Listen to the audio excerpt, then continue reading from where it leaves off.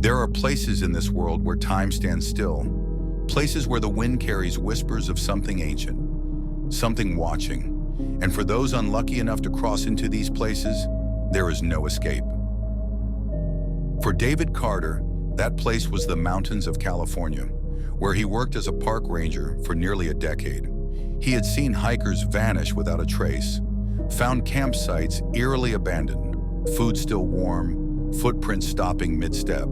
But nothing prepared him for what he saw one September evening. It started with a report of a missing camper, a woman named Claire Hodges. She had called her brother the night before, saying she felt uneasy, as if someone was watching her from the tree line. When he arrived the next morning, her tent was zipped from the inside, but she was gone. David and his team scoured the area, their flashlights slicing through the thickening fog. They found her footprints leading away from the tent, but then 20 feet in, they simply stopped. No drag marks, no signs of struggle. It was as if she had been plucked from the ground. They searched for hours, calling her name, but the only response was the rustling of the wind.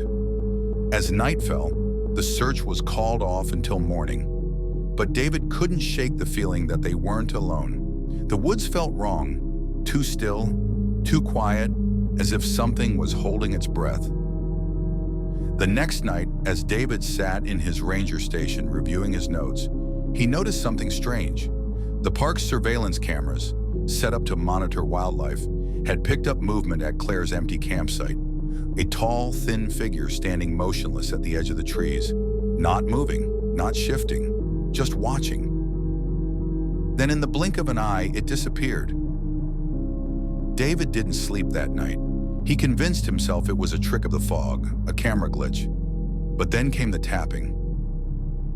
Soft, rhythmic, from the window behind him. He turned slowly, heart hammering. Outside, just beyond the glass, something stood in the darkness. He couldn't make out its features, just the outline of a figure too tall, too still, watching, waiting. And then it smiled. The smile was too wide, the teeth too sharp, the kind of expression that didn't belong to something human. David's breath caught in his throat as the figure took a step forward, then another. The window between them felt like nothing but a fragile barrier between predator and prey. And then, just as suddenly, it was gone.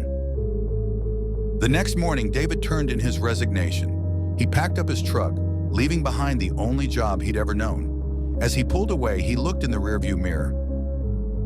And standing at the tree line, in the mist, was the figure, smiling, waving. Claire was never found, and neither were the others.